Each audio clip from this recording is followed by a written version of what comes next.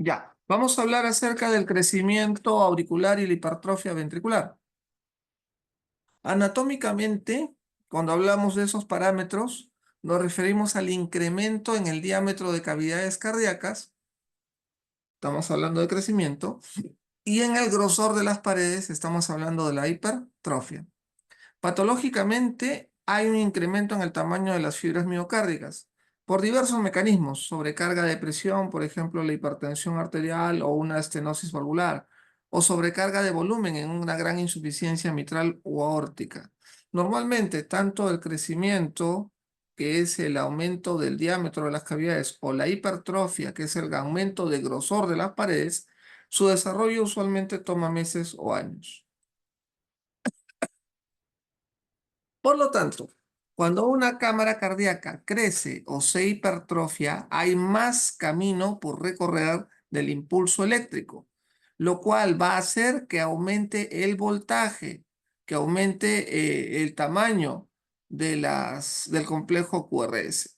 Entonces, el aumento del voltaje frente a la cavidad hipertrofiada por aumento del número de la superficie de fibras musculares se hace más evidente sobre todo en las derivaciones precordiales. En las derivaciones precordiales, el complejo QRS va a aumentar de tamaño, va a aumentar de voltaje.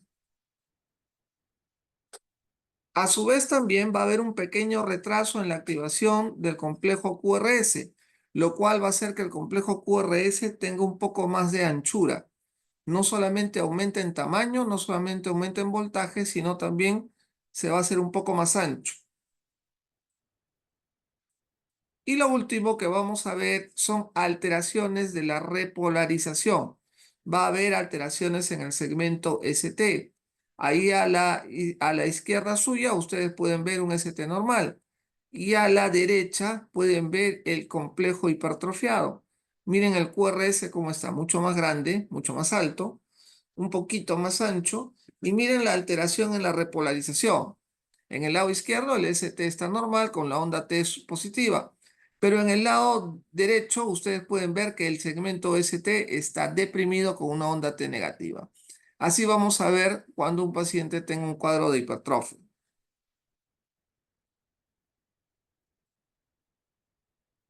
Otra cosa que va a ocurrir cuando ocurren estos problemas es el desplazamiento del eje. El eje normalmente, doctores, del complejo QRS está entre 0 y 90 grados. Si un eje tiende a desviarse hacia la izquierda por una gran hipertrofia ventricular izquierda, el eje va a estar por detrás de 0 grados. Pero si hay una desviación del eje hacia la derecha, más allá de 90 grados, eso se puede dar por una gran hipertrofia del ventrículo derecho. Mucho más frecuente, ustedes van a encontrar en su práctica clínica la hipertrofia del ventrículo izquierdo. ¿Qué hay con el crecimiento de cavidades, con el crecimiento de las aurículas? El crecimiento de la aurícula izquierda de cualquier causa tiene un incremento de complicaciones cardiovasculares. Cuando crece la aurícula izquierda, doctores, genera arritmias cardíacas, llámese la fibrilación auricular. A su vez puede generar fenómenos cardioembólicos. En esa cavidad dilatada se forman coágulos, los cuales pueden migrar hacia el cerebro, ocasionando un accidente cerebrovascular.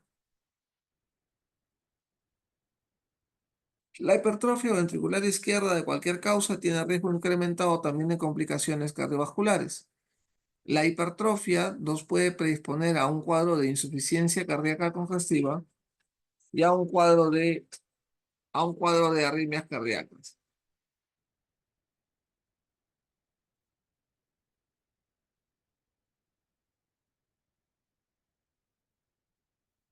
Entonces ya ustedes saben, doctores, en el electrocardiograma que tienen la onda P, que es la primera deflexión del electrocardiograma.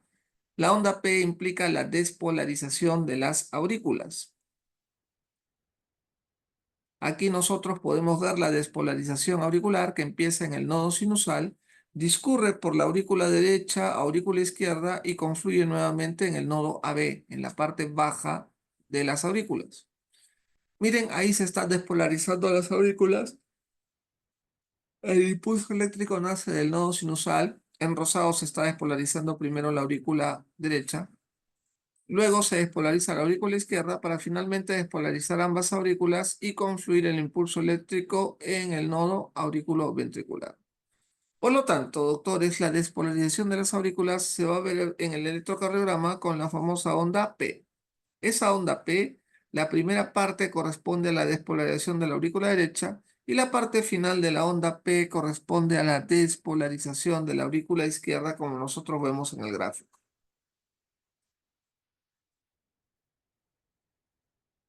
Nuevamente dibujamos una onda P.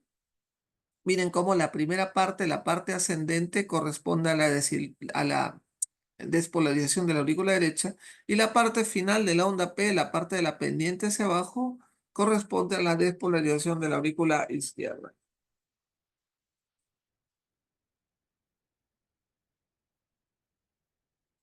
Cuando una onda P tiene criterios de normalidad.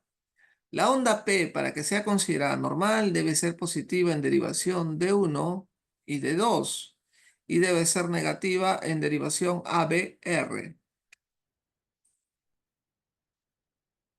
A su vez, en lo que respecta a altura, la onda P no debe exceder los 2,5 milímetros de altura, o sea, los 2,5 cuadrados. Y en lo que respecta a duración, no debe exceder los 0,10, 0,12 segundos de duración, o sea, no debe ser más ancho de 3 cuadraditos, 0,12 segundos.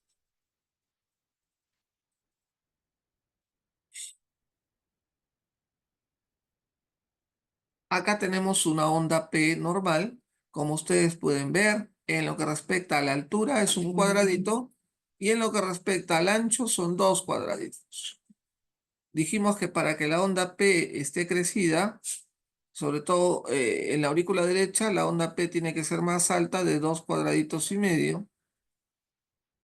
Y en lo que respecta a anchura en la aurícula izquierda, la onda P tiene que ser más de 3 cuadraditos, más de 0,12 segundos.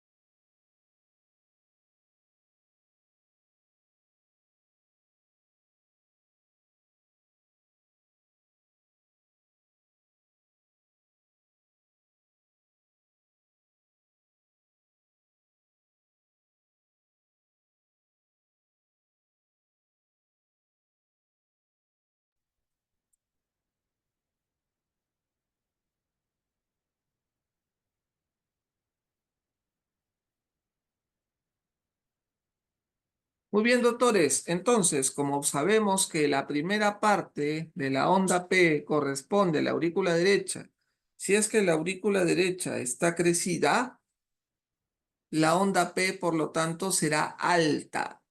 Una onda P alta, más de 2,5 cuadrados, corresponde al crecimiento de la aurícula derecha. Repito, una onda P alta, más de 2,5 cuadrados, 2,5 milímetros, corresponde a crecimiento de la aurícula derecha, como ustedes pueden ver en la foto.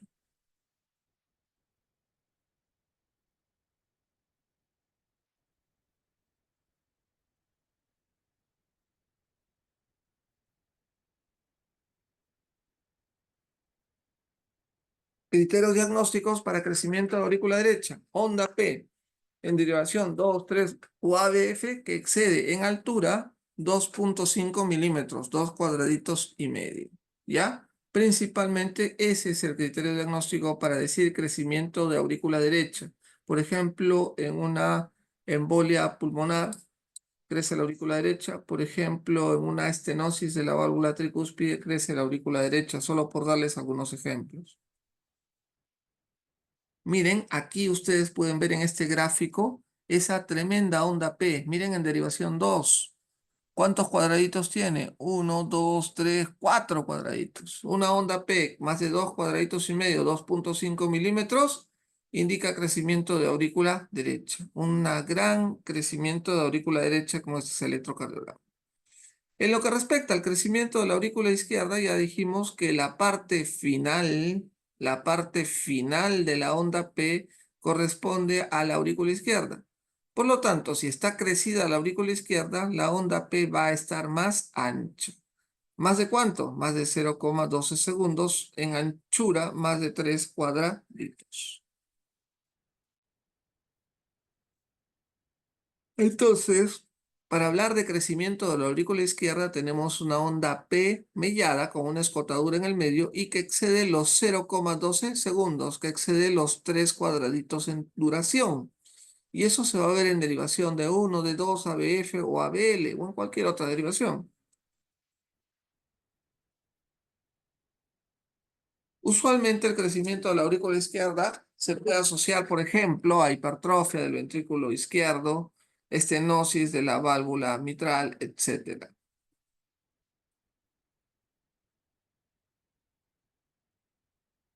En ese gráfico, sobre todo a la izquierda de ustedes, derivación de 2, pueden ver una onda P ancha con una escotadura que dura más de 0,12 segundos.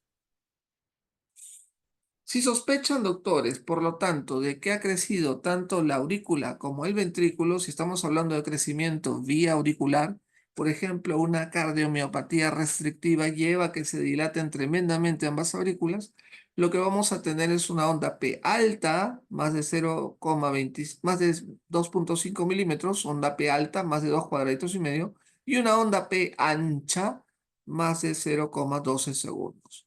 Eso indicaría de que estamos hablando ya de un crecimiento vía auricular de ambas aurículas.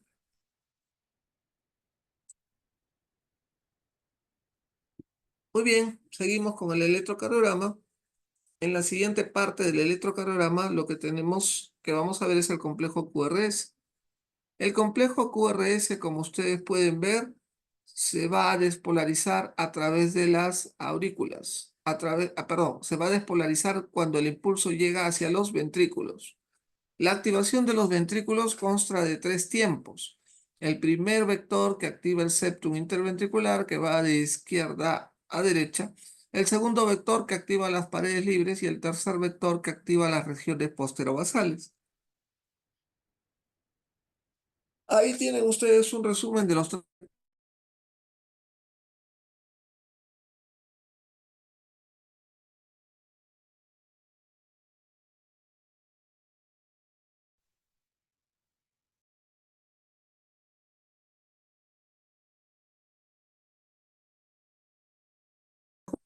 Acá están los tres vectores. Activación del septum.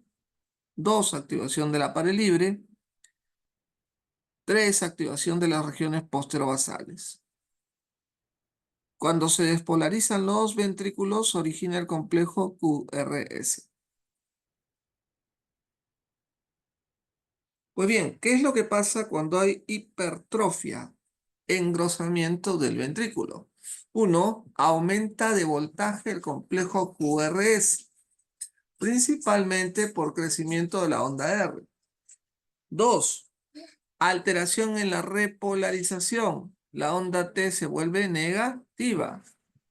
3. Modificación de la posición anatómica del corazón porque se rota. Y 4. Trastornos de la conducción que hace de que el complejo QRS se ensanche ligeramente.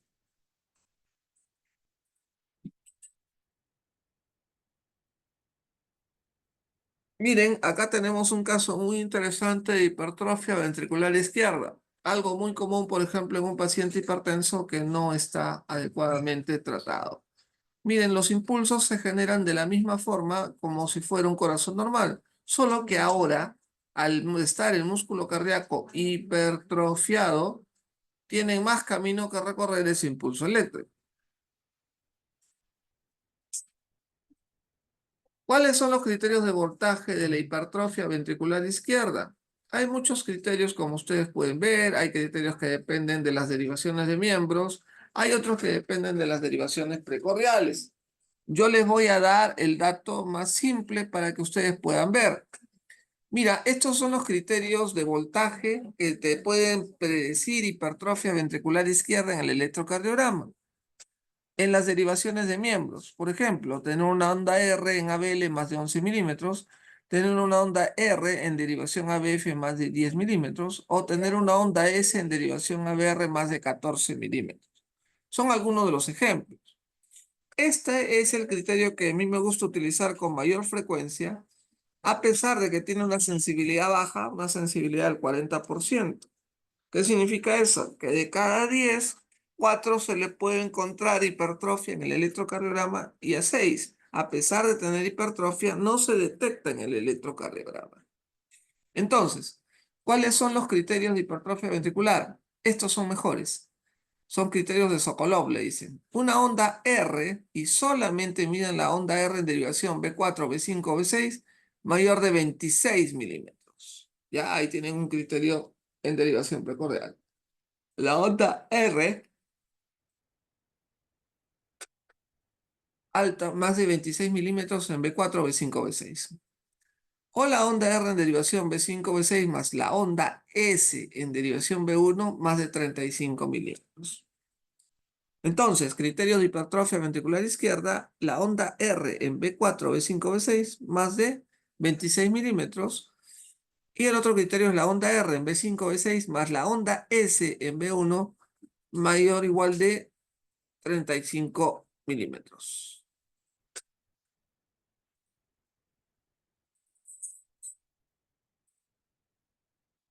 Hay varios scores, varios índices para poder detectar ese problema. Todos no tienen alta sensibilidad, como les he dicho. Hipertrofia en el electrocardiograma solamente se detecta el 40%. Muchas veces se tiene que detectar con ecocardiograma.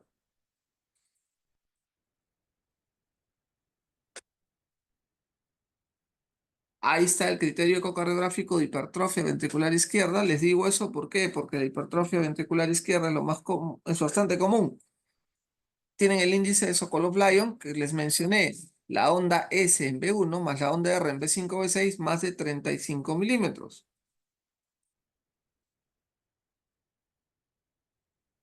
Y ahí ustedes pueden ver la diferencia entre un corazón normal, un complejo QRS normal y un complejo QRS aumentado de voltaje con alteración de la repolarización con inversión de la onda T. A la izquierda el corazón está normal y a la derecha el paciente tiene una gran hipertrofia ventricular izquierda. Miren cómo está de alto el complejo QRS.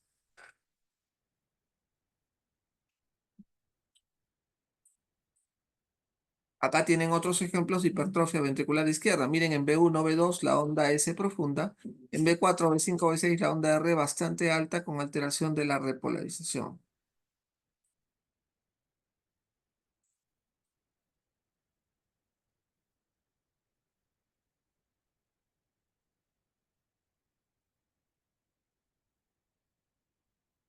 Acá tenemos otro ejemplo muy bonito, doctores, de hipertrofia ventricular izquierda. Miren en B4, B5, B6 la onda R altota, altota, más de 26 milímetros. ¿Ok? Y si le sumamos la onda S de B1, más de 35 milímetros. Sobrado pasa. De lejos pasa. Igual aquí tienen otro ejemplo muy parecido al anterior. Hipertrofia del ventrículo derecho. La hipertrofia del ventrículo derecho es una patología un poco más rara y poco frecuente. Se puede encontrar, pero es muy rara y muy poco frecuente. Como ustedes pueden ver en la imagen, va a engrosarse el ventrículo derecho. En condiciones normales se ve una estenosis de la válvula pulmonar.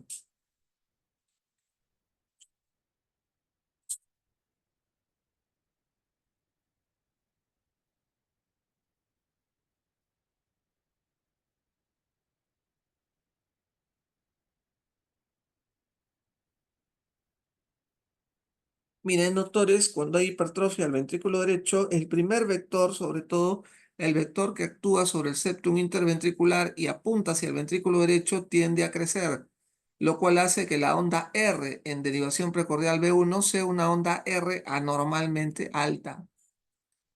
¿Ok? Ahí tienen algunos criterios, pero el criterio principal, doctores, es el último. La onda R en derivación B1, más de 7 milímetros, más de 7 cuadraditos. Ese es el criterio fundamental mayormente para detectar en el electrocardiograma hipertrofia del ventrículo derecho.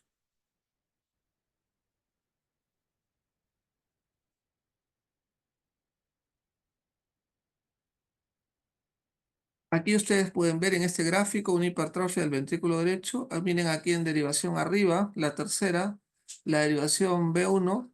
Miren cómo la onda R está sumamente alta y sumamente elevada.